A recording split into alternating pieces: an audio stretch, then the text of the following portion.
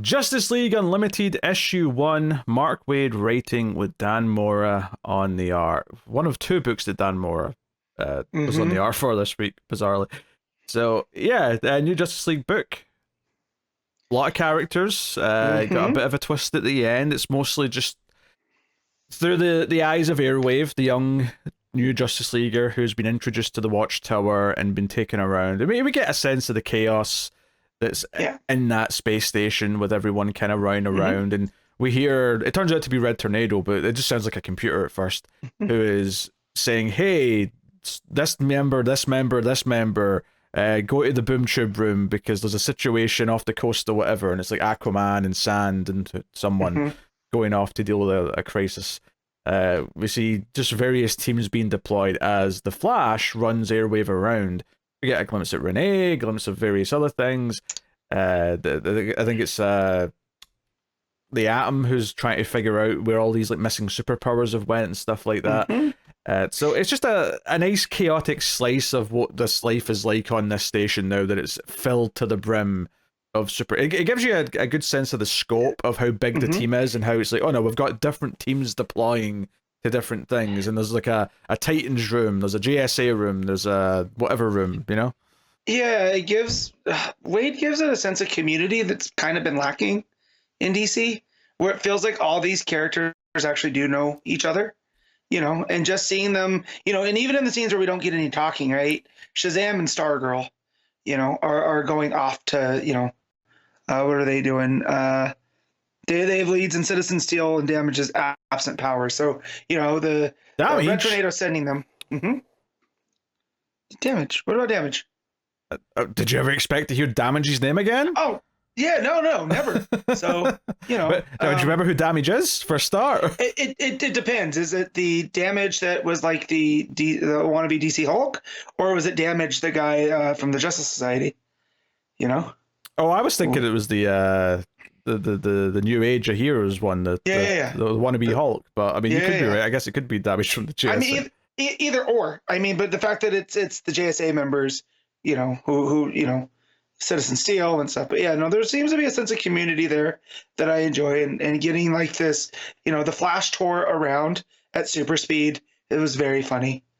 No, it's Um, definitely an issue one. It definitely kind of like builds a sense of what this place is, and it comes sort of from the perspective of mhm, this new young character who, needs to learn about all this and is kind of wowed by it all. mhm, Of course, there's a twist to that at the end, which that does give you a little hook at the end of the issue to get you mhm. excited. But uh, yeah, so then the main sort of fight or the main conflict in the issue is that there's an attack in South Africa with these big automated wheel things from a group called Inferno who are trying to kill, or they're not trying to kill everyone, they're trying to basically ruin this mining operation because it's like Mhm. iridium and it's really important for electronics in the world. So, Yeah, because if you control iridium, you can control the electronics, right? So they're yes. trying to get a bead in on that, and their whole game is power, right? They want to, they're almost like you have the vibe that they're trying to disrupt the power brokers. So something, control the space, control Arrakis, blah blah blah. Yes. Yes. Hmm. So yeah, basically we have our team deployed here. It's an interesting team because it's kind of like,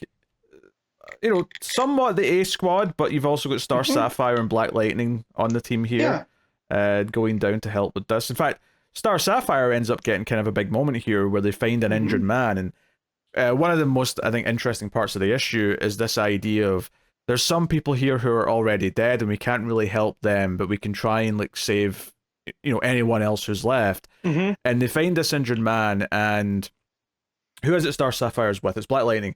And Black Hmm. Lightning says, "Oh, this guy, like I don't think we can save him. I think we have to just sort of go on, as sad as that is." And Star Sapphire says, "No, I think I can save him." Does he have some, like he's longing for someone? Based on Hmm. her powers all That's a revolving name. around love.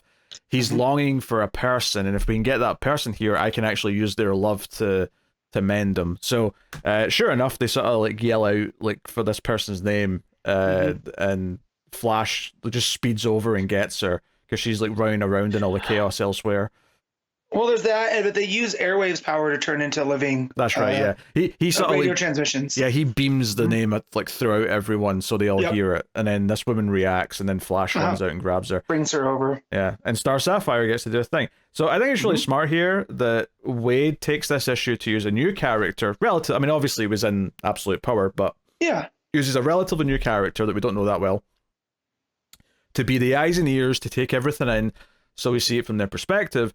But he also takes the time to give a character who's not new, like Star Sapphire, you know, Carol Ferris is not a new character by any means, but she's kind of new in this role, like being on the Justice League, being like a team with the big players and proving her usefulness. I think it's smart that he takes a time in this first issue to give her a big moment to establish one of the big things she can do and have her compassion be the thing that saves someone's life. And it almost makes her look like, oh, she's actually going to be kind of like a moral compass, perhaps, for some of the others. So, yeah. Yeah, and I like that it's not, she's not just, you know, Violet Lantern, right?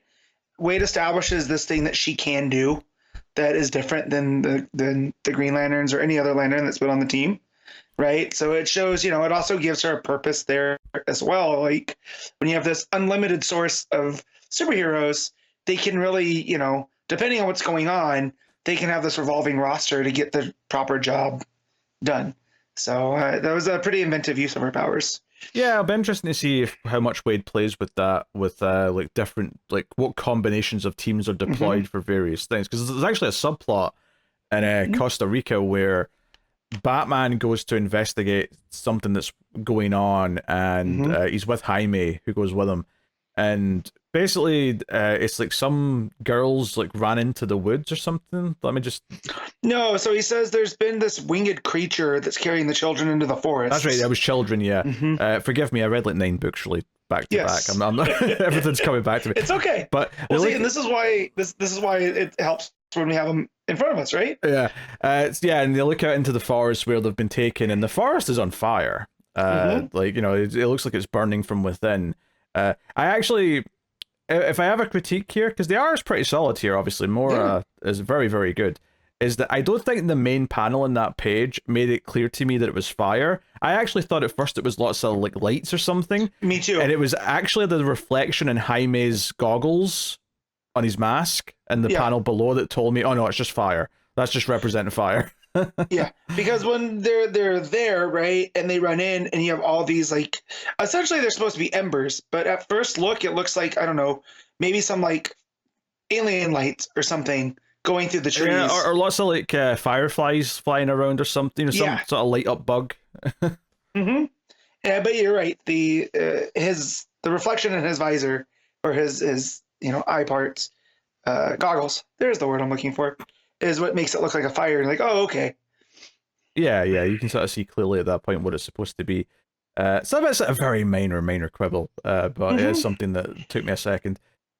So yeah, that's sort of like going on in the middle a little bit. We go back to the art team where all the stuff with where Star Sapphire happens, and then yeah, I mean ultimately they help deal with this crisis. They have a little bit of a confrontation with the Inferno.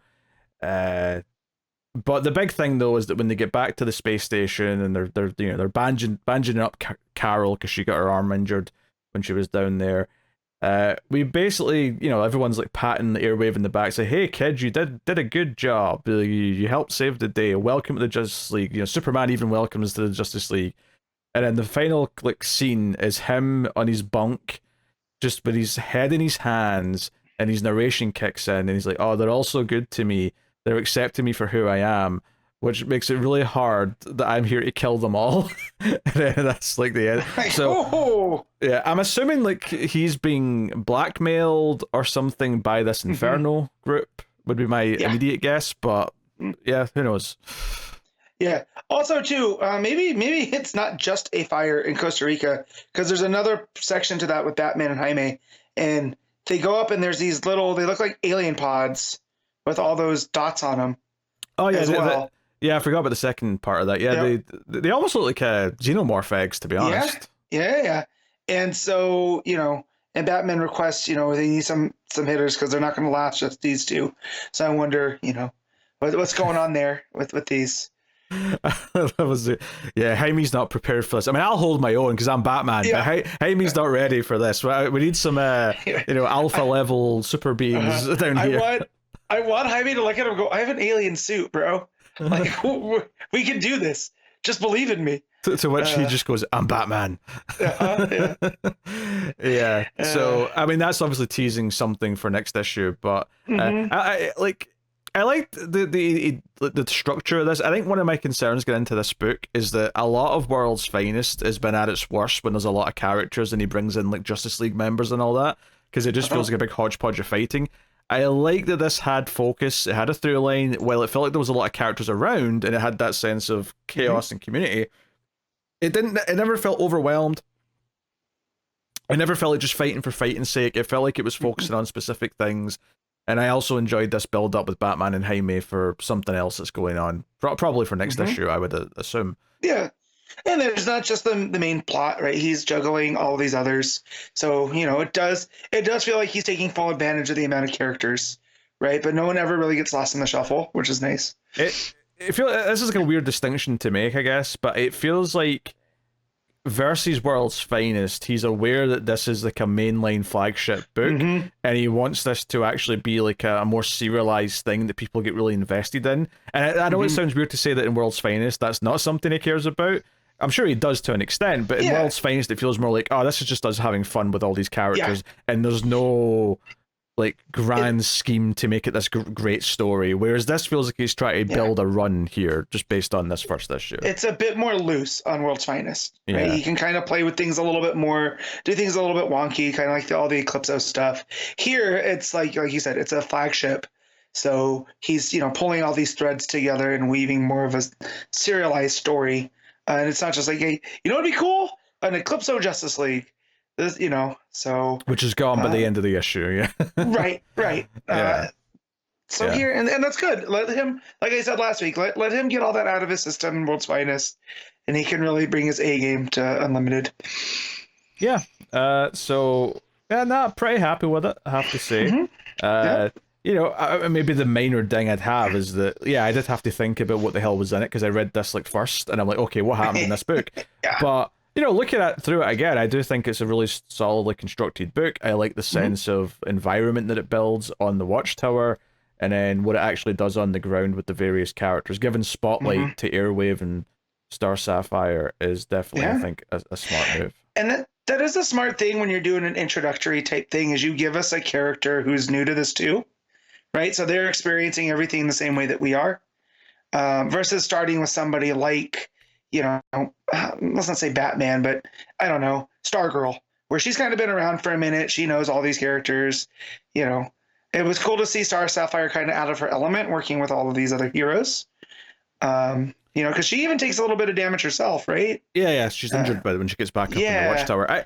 I think, it doesn't necessarily have to be a new character. I think it is smart whenever you've got a team book to give each issue or each arc even, and pick which character's your central character. Like, pick an A character and a B character and say, this is the character whose narration is going to actually sort of guide the book, and it's going to be from their perspective. Because even if it is a Batman or a Superman, who we obviously get all the time, at least having everything sort of from one character's point of view gives it a sense of focus that I don't think you have if you're just bouncing around everyone all the time. So it's a balancing act, and I feel like this first issue accomplished it. We'll see if he keeps that up as he goes through multiple issues, but pretty happy with it based on this first one. And obviously Mora's art, other than that minor quibble with the fire not being immediately obvious, it's hard to deny that all the characters don't look pretty great.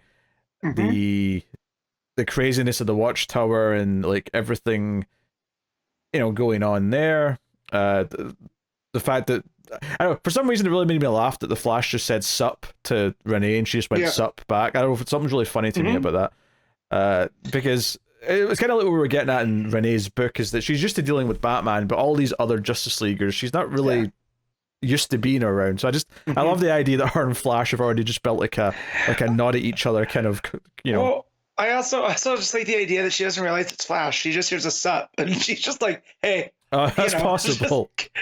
Going about her business like there's too many people.